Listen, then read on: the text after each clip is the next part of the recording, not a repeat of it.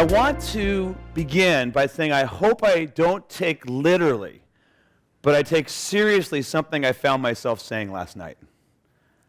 So I don't know if you've been part of these after-hour kind of gatherings, but I've certainly been part of them. I was part of one last night, and I was surrounded by friends, and we were joking and laughing and talking about the conference. And at the end of the evening, about 11 o'clock, I was surrounded by about 8 people. And I didn't realize it was the end of the evening, and so I was making what I considered an opening bid comment that I hoped would be a longer arc of conversation. Because somebody asked me, and you can tell I don't really remember because I was so caught up and so relaxed, somebody said, "What have you learned from this conference?" And I said, I've learned something. It's okay to be boring. It's okay to be boring. And I thought I was going to have a little more time to unfold that. That was a provocative opening bid. And so people started asking me things in this circle, and I found myself perhaps a little on the defensive. And I looked at Andy, and Andy's been such a great worship leader. I mean, really, truly, one of the greatest worship leaders I've ever seen and been part of. We have to give thanks for that.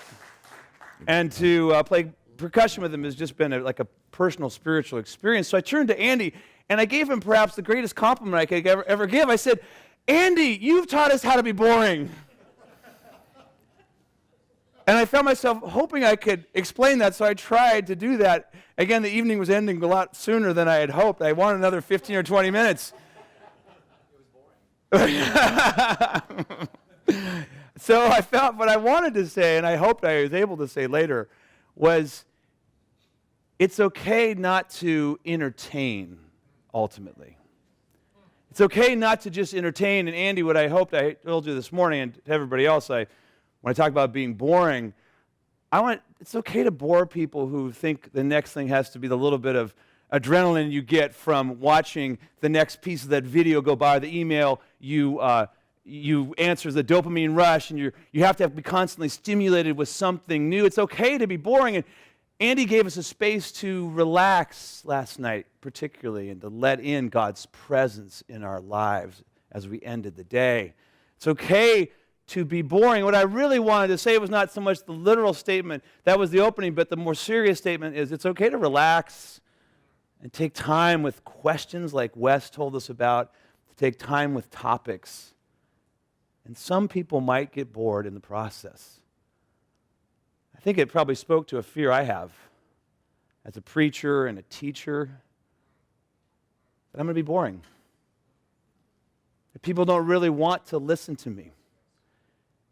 And if any of you share that as preachers and teachers, that people don't really want to listen to you, you may be scared, have a little bit of fear to enter into this dialogue of science and theology in your congregations, because if we haven't got it across, it may feel to you, if we haven't got it across that this is actually a life issue, this is a central issue, this is an interesting issue, it may feel like it's just a head issue, that it's for a rarefied 2.2% or 2% perhaps at best of the congregation.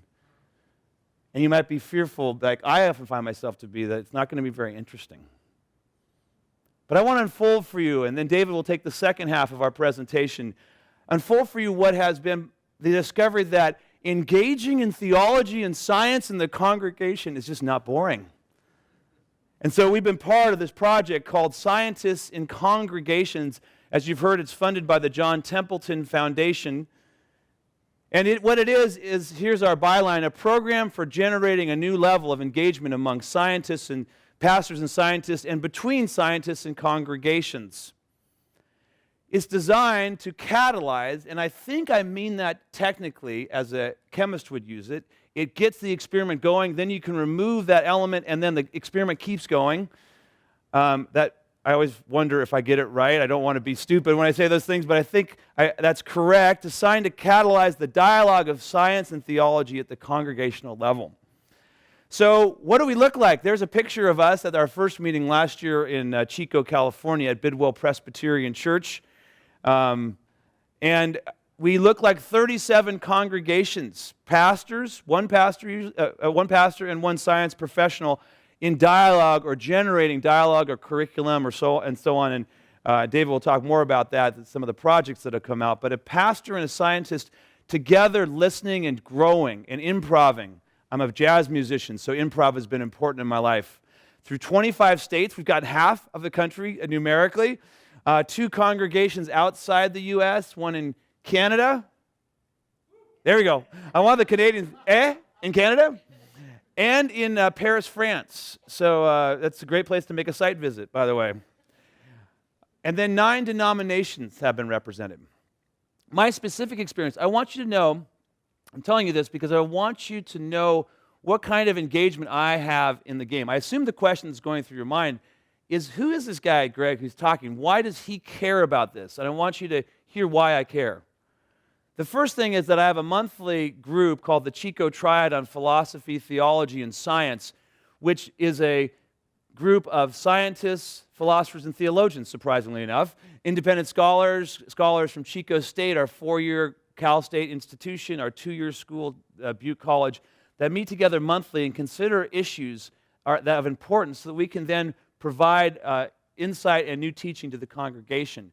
I also have a weekly group I hadn't mentioned that's a trio, the small T triad of 3 of us that read each week text to see what we're going to bring to the monthly triad. Secondly, I have an evening class each year in our adult education program on science and theology. I have used my own text that I wrote for this class. I've used other texts and videos, some that the John Templeton Foundation have provided, like Test of Faith, to do this class once a year in our adult ed program. I have a yearly religion and science conference. Now, here's one of the great things about Chico, which is a small media market. When I was coming to Chico, I did this class and this conference for the first time, and people were so excited in our local paper, the best, by the way, daily paper in Chico. There is only one, so it's really easy category. Chico New ER, Enterprise Record, and they put my picture on the front page of the paper, like in the corner, not in the middle, above the fold, and highlighted my class, and 125 people came. It again reminded me people aren't bored by this topic. My fear of boring people in the topic was unfounded. Yearly conference, at any rate, we do at Chico. Then our particular grant with SYNC as our test case was on Christian mindfulness. So mindfulness is a Buddhist practice that has been secularized in psychology, mindfulness-based stress reduction. We asked 2 questions in this class and in the project. One, is it Christian? Can it be compatible with Christian faith? The answer, in our opinion, is yes. It's a preliminary. It's a preparation for things like prayer and so on. 2, is it scientific? Does it do what it says it's going to do? What do the studies actually show?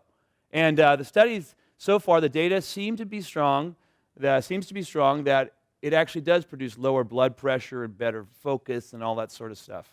So that was our project. We also did a distance learning component, so theoretically we could beam Mark Laberton in and Carl Giberson in and people who weren't in the classroom with the live room and have this potential project that could be brought out much more widely than our local congregation. And then finally, because of this, because of my own engagement with theology and science, because I did effectively a PhD in theology and science, I have been interested in this topic, and I've taught it for the last 20 years. So it's something that means a lot to me personally. I have 3 main points. I studied Karl Barth in my dissertation, so I learned how to do a thesis. I didn't learn how to do a 3-sentence thesis like he did. I'm going to do 3 different sentences. The first is, the task of engaging with nature is key to science. That's the basis of science, to engage with nature, to love it. Almost every scientist I've ever talked to was somebody at an early age who engaged nature and found it beautiful and fascinating. The second is that the insights, there we go again. The insights of science must be part of the church's proclamation. I think you've already heard that, but it's just part of our engagement with the culture around us. In other words, as Mark Finney, who has been part of our conference team, said to me, it's the context in which the text of the Bible comes. It's part of our context as science. For the text of the Bible, and the text, as it were, of Jesus Christ, the Word. And here's the good news. The task of engaging science in congregations is a beautiful mission. There's a beauty and a joy to this. It's not just about truth in an abstract sense. This is about beauty as well. And if you want to add the Platonic third part of the triad, it's also good. So there are 6 discoveries and stories related to them. I'm watching the clock because I want to leave enough time for David to do his part in rounding out our project, so we'll see how many stories we get to. But here's the first one. Why don't you preach more on this? And I think you heard Wes Avram unfold why it's so important and how interesting this is. And I told you my own fear that preaching on this is going to get people bored, right? But I found exactly the opposite. And so I keep thinking of a story, and so much of this comes from my own experience. And then it's broadened out as I've engaged with scientists and congregations, grantees. But anyway, my own experience, that up in Chico, we are 90 miles north of Sacramento, and therefore of Davis, where UC Davis is, which is north of here for you non-Californians. And UC Davis is 90 miles. I want to emphasize that because as we were doing our yearly conference at our church on a Friday and a Saturday, a grad student, a master's student at Davis, UC Davis, Sarah, came up with her dad, Mark, who was still in Chico, and she wanted to learn more about science and theology. So she came to our conference, and I loved all the different elements, the plenaries, the workshops. I started doing a workshop on Genesis 1, 2, and how we read in light of evolution through natural selection, particularly. And I thought I was going to lose people. I thought I was going to get people aggravated. I mean, another fear I have is that I'm going to be a wolf in sheep's clothing. Like, I thought I was this nice pastor who liked Christ or loved the Bible, but actually I'm this rabid, pseudo or closet Richard Dawkins that's really coming in to undo their faith. So afterward, when Sarah and Mark came up to me, they were excited. I could tell on their face. We read faces before we hear words, and their faces were excited. And I was ready to receive this compliment, but I didn't realize the compliment was also a challenge. And Sarah said to me, "Why don't you preach more on this?" Why don't I? And so the next time I got a chance to preach on this, I decided, well, maybe I don't feel so comfortable in my congregation. Let's see what happens in another congregation, right? So Carl Hoffman, who's here with First Presbyterian Boulder, invited me to come to preach at his church during his science weekend. And I was preaching about the beauty of nature and how I was on a backpacking trip. And we were with our youth group. I was with my daughter, Melanie, who loves natural science. And as we were backpacking, the youth pastor, Brian's little daughter, Ella, who's just absolutely the most, if Ella doesn't give you a sense of what an 8-year-old should be, who's cute and fun and all that, that's what she is. And she was coming along, and every time we'd walk, she'd pick up rocks because Brian was a geology major and now is a pastor. And she'd go to her dad and say, "Isn't this shape just beautiful? Look at how this one has the lines in it. Wow, look at the color and the texture." And I thought about that, and I thought, that's the beginning of science. Wonder and awe and tactile engagement. So I started preaching on this, and I unfolded this beautiful task the church has to engage in creation, and that's what science does, and that's why we listen to scientists, because actually they begin to take us into doxology and that whole thing. And I ended up, and this undergrad from UC Boulder came forward. I'm going to call her Beth from Boulder. That's a good way to remember her name. And she came in, and you could just, again, tell on her face that she was excited and had been affirmed.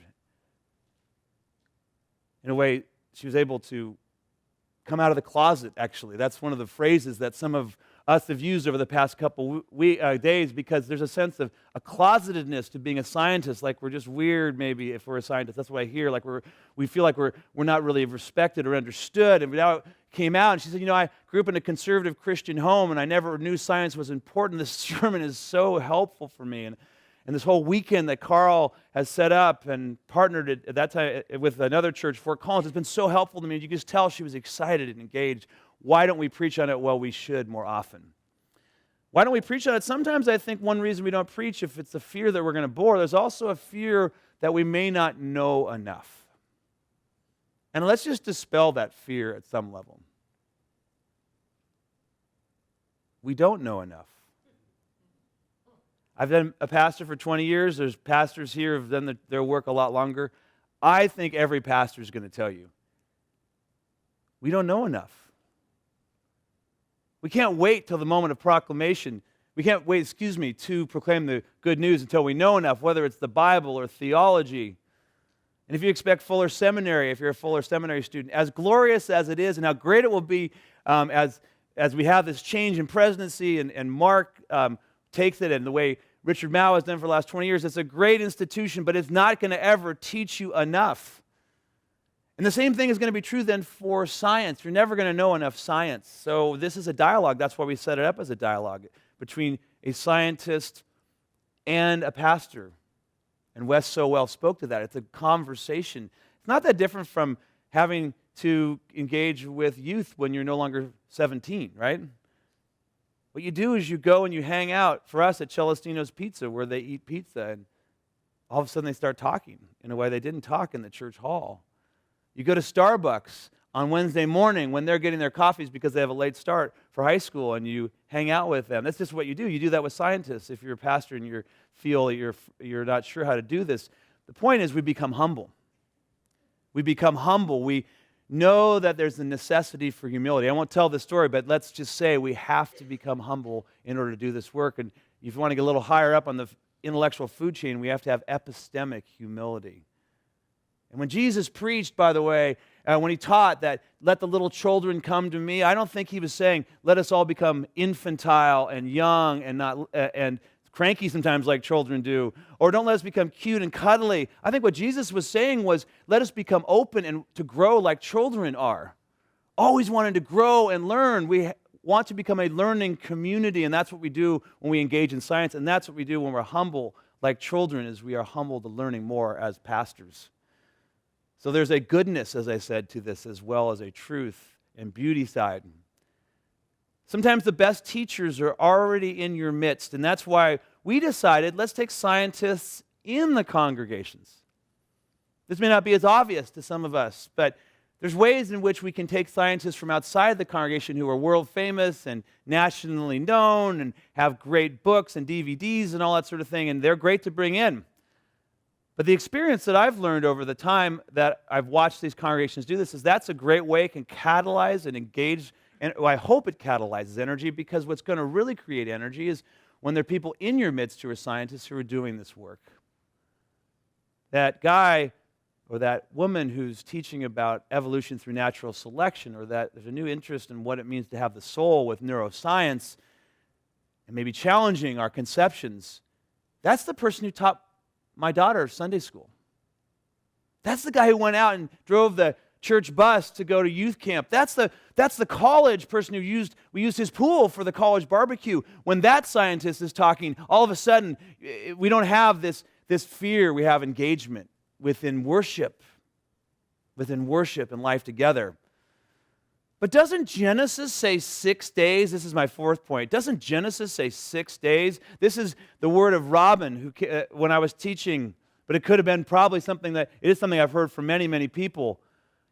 And Robin was asking me as I was teaching about creation and Genesis 1 through 3 and other parts of the creation text, as well as evolution through natural selection and the length of time of 13.8 billion years of the universe and so on.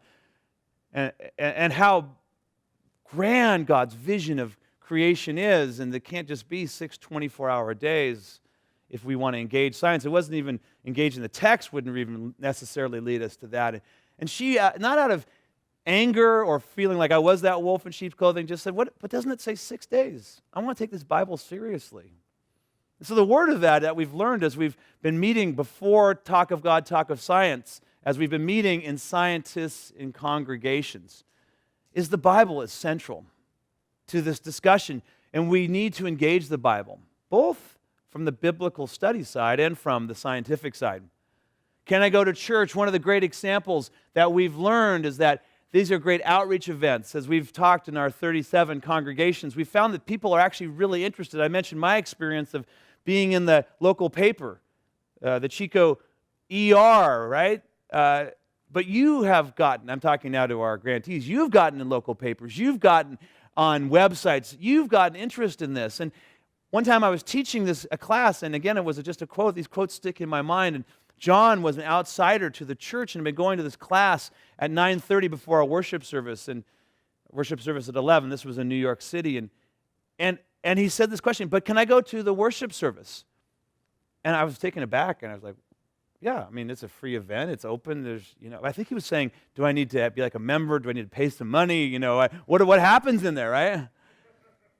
And it reminded me that a lot of people that are coming to this aren't people who are in the worship service already. So I'm talking about mission and outreach and evangelism in this, right? And then finally, I mentioned this last night, so I'll just say it one more time. And I almost showed my daughter's picture, but I didn't get her permission. So by way with pastors, don't show your kids' picture. Yeah, thank you, Andy. But Melanie is my 17-year-old daughter who's studying biology in the fall at Barnard University, College of Columbia. That's the way we're supposed to say it. Anyway, I never want her, as a woman and a Christian, to hear that science is not a legitimate vocation. That if you had a set of drug dealer, porn star filmmakers, and scientists, there's one thing that doesn't fit in that, right? That is a legitimate vocation. It's not just sort of an okay vocation. That's a legitimate, great vocation. I'm going to close by telling you why. There's a beautiful task of engaging. I think we lost the last part of this topic in the transfer of slides. The beautiful task of engaging science. The church needs to encourage youth to pursue science because they're our future and they are our present, and they're going to be around a lot longer than me as a middle-aged guy is going to be around. Like people like Melanie, people like Beth at Boulder. The church needs to support scientists in our midst. We need to help them come and realize the glory of science and the glory of what they do. We need to reclaim the spiritual good of studying the beauty of creation. Close with two texts. The first is, you might say, a reflection on Jewish biblical life. It comes from the book of Wisdom. We're not sure if this is first century before Christ or first century after Christ, but it's found in the Apocrypha, so we evangelicals or Protestants aren't used to that. So this I look at as a non-canonical text. That's my disclaimer here, but it's still worthwhile. For from the greatness and beauty of created things comes a corresponding perception of their Creator. You know that phrase, the footprints of God in creation. That's what we're looking at. And then finally, the biblical text. And listen to the way this is phrased as praise. How many are your works, Lord? In wisdom you made them all. At the end of this work with scientists and congregations, I think what I discovered, what all of us have discovered, is that the glory of scientists in the church is that scientists lead us to new insights about the beauty of the world God has created, and they take us further in the mission and ultimately in the praise of God. And that's why this is a worthy task and not at all boring.